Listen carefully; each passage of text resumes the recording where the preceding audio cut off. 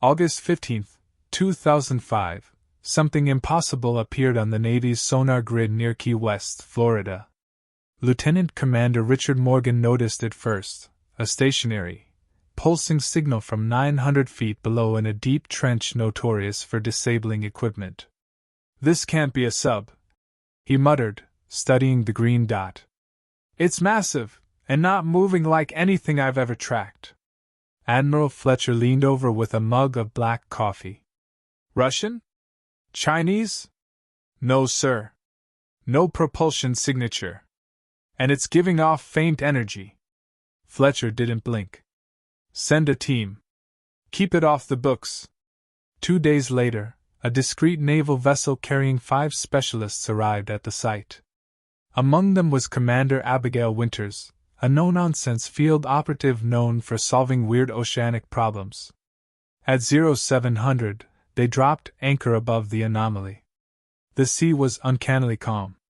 "Like the waves are being suppressed," said sonar tech Marcus Sanderville. Stranger still, their instruments, which normally failed in the trench, were functioning flawlessly. They launched a high-tech drone capable of transmitting video at extreme depths. As it descended, the water thickened into black ink. 900 feet, Marcus announced. "Approaching target." Then flicker. The feed distorted, stabilized, and revealed the impossible. A massive, triangular structure lay on the seabed. Metallic yet overgrown with life, it shimmered faintly under the drone's lights. Over 300 feet wide, it looked alien, literally. "That's not ours," Marcus breathed. "And it's not theirs either." Everyone silently reached the same conclusion: this thing didn't come from Earth. Abigail's voice cut through the silence. "Patch a secure feed to DC. And make sure it doesn't leak." Within 24 hours, the Navy swarmed the area under the cover of a training drill. Scientists, engineers, and military brass poured in. The structure was codenamed Poseidon, and it would soon become the most studied object in human history.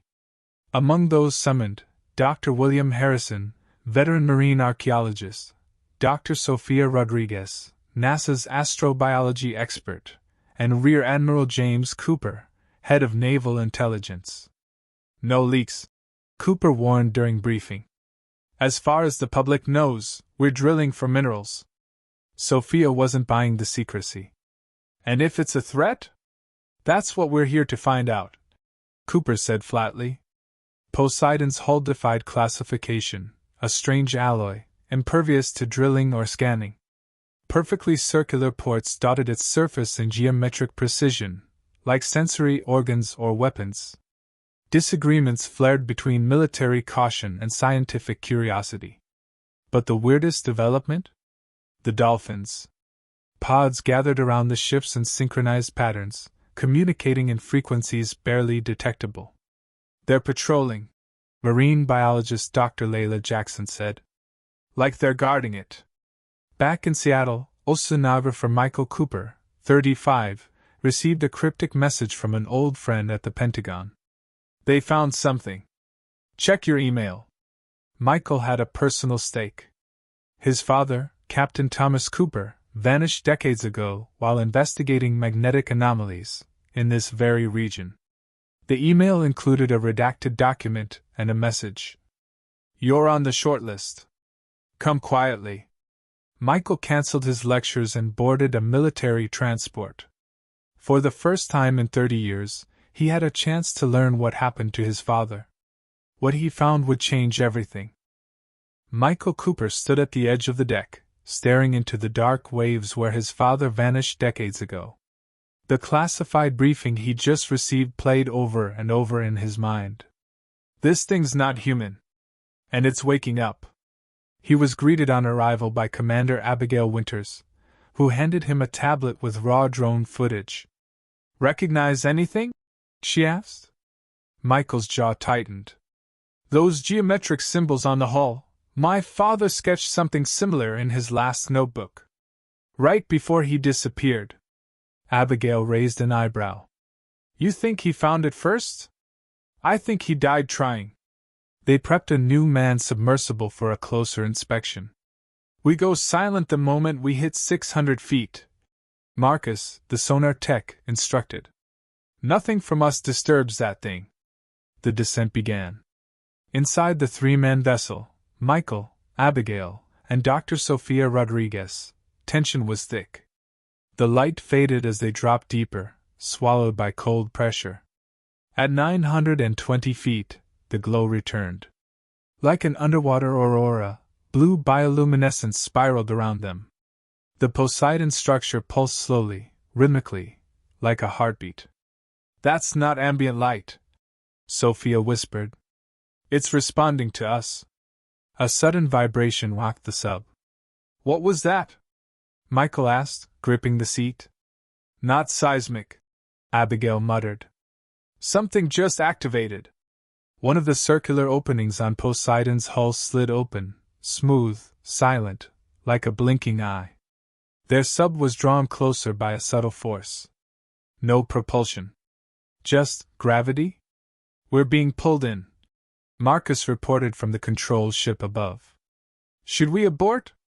No, Michael said quietly. We're not under attack. We're being invited. The sub hovered inches from the entrance. They launched a micro-drone through the opening. Its camera revealed a vast chamber, impossibly large for the ship's exterior dimensions. The walls glowed with floating glyphs that shifted and rearranged in response to the drone's movement. This thing is reading us, Sophia said, awestruck. Analyzing our language. Maybe more. Then the feed went black. Back on the surface, chaos erupted. 2 aircraft patrolling the perimeter vanished off radar. Seconds later, their wreckage floated to the surface, but without pilots. No signs of a struggle. Just empty cockpits. Rear Admiral Cooper barked orders. Shut down all comms. No more aircraft over the site. Meanwhile, back in the sub, a low hum filled their cabin. The Poseidon structure emitted a signal, subtle, harmonic, beautiful. Michael closed his eyes. It's music. But Sophia looked terrified. No. It's not music. It's a neurofrequency. It's altering brainwaves. We're being studied. Abigail gripped the controls. We're getting out. Now. As they ascended, Michael caught a glimpse through the viewport, a humanoid silhouette, floating inside the chamber. Too large to be human. No suit. Just watching. No one else saw it. When they surfaced, alarms were blaring. We've got a storm forming overhead. Fast, Marcus shouted. But it wasn't just weather. The ocean was changing. Currents reversed. Magnetic readings spiked. Pods of dolphins swam in coordinated spirals as though responding to unseen commands. And then came the message. One of the scientists monitoring sonar screamed. We've got audio. It's in English. A garbled transmission repeated on loop. Do not return. You have been warned. Everyone went silent. Michael, drenched and shaking, looked at Abigail. That voice, it was my father's. The ocean had gone silent. After the transmission. Do not return. The Poseidon structure powered down. Lights dimmed. No energy readings. As if it had spoken, and now waited. Rear Admiral Cooper ordered a temporary suspension of the mission. No descents. No signals. But Michael Cooper wasn't done. Alone in his cabin that night, Michael played back the voice clip.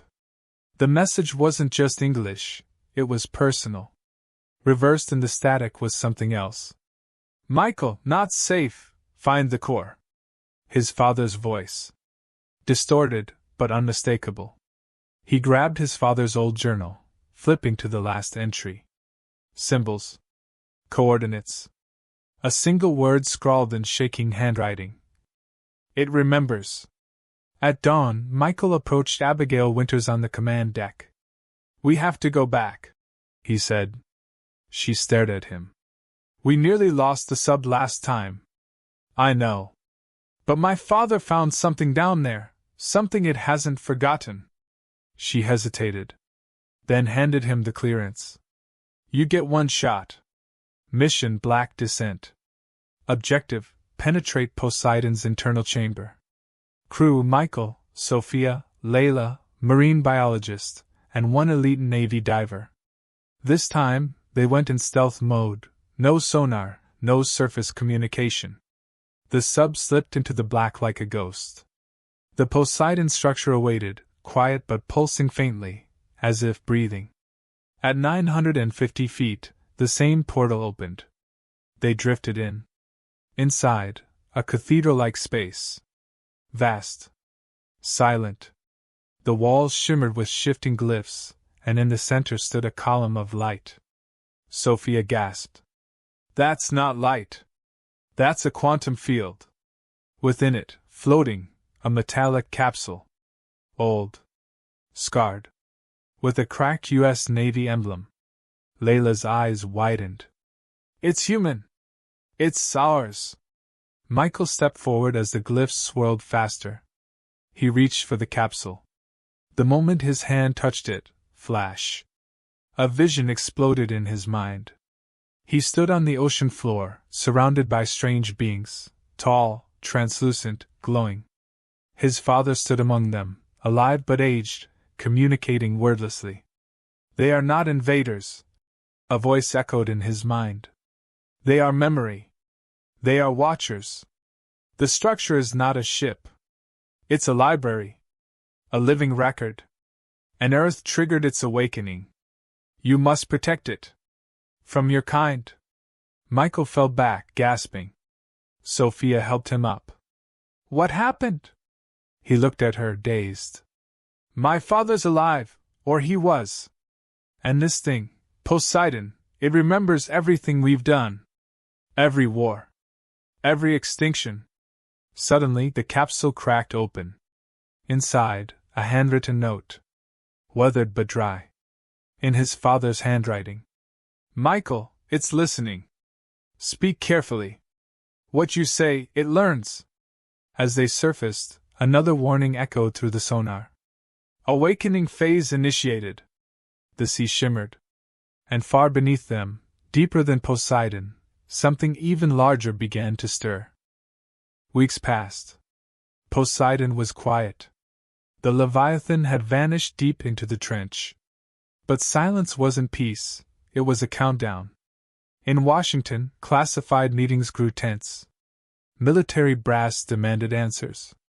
What if it comes back? What if it doesn't come alone? Michael Cooper sat in a cold Pentagon briefing room, facing a wall of generals. They weren't asking how to communicate. They wanted to know how to kill it. He said only one thing. Attack it, and Earth becomes a memory. But someone had already gone too far. Sophia called him in a panic. They've reverse-engineered Poseidon's neuropulse tech. They built a weapon, Project Echo Lance. What does it do? Hijacks resonance fields. If they fire it, they're not just silencing Poseidon. They're declaring war on whatever it's connected to. Michael's blood went cold. Who has the trigger? Sophia hesitated. Abigail Winters. Michael confronted Abigail aboard a Black Ops aircraft carrier now stationed above Poseidon. You know what this thing is. It's not a threat. Not unless we force it. Abigail didn't flinch. And if you're wrong? We wait, and one day it decides we're obsolete? I won't take that risk. She handed him a folder. Inside, a message decoded from Poseidon's last transmission. Decision pending. Final observation initiated. Michael looked up. It's watching what we do now. It's testing us. But the countdown had already begun. Echo Lance would fire in 6 hours. Michael made one last descent. Alone. He took his father's journal, the neural tuner, and a live audio feed patched into Poseidon's core. It was a long shot, but he had to speak before the missiles did. Inside the structure, the chamber lit up again. Images flooded the walls. Forests cut down. Cities drowning. children crying in shelters. And one image of Michael's father, alive, smiling, on a distant world. A final glyph formed in the air, translated through the tuner. Prove you are not your past. Michael stepped forward. Voice steady. We built war out of fear. We burned the planet chasing control. But we also made art. We made love. We created life. He held up a photo of Earth. We can be more than what we were. But only if you let us try. The light dimmed. Everything stopped. Then, a final message. Watched. Judged. Understood. Echo Lance shut down. Remotely. No command. Poseidon's structure broke apart, not in destruction, but release. Its pieces dissolved into bioluminescent light, sinking into the trench like falling stars. And in its place, one last signal. You have chosen peace. Michael stood on deck, watching the waves. Sophia joined him. What now? He smiled softly. Now we earn the second chance. Far below, Leviathan vanished beyond the reach of sonar. Waiting. Not to destroy. But to return, if Earth ever forgets the promise it just made.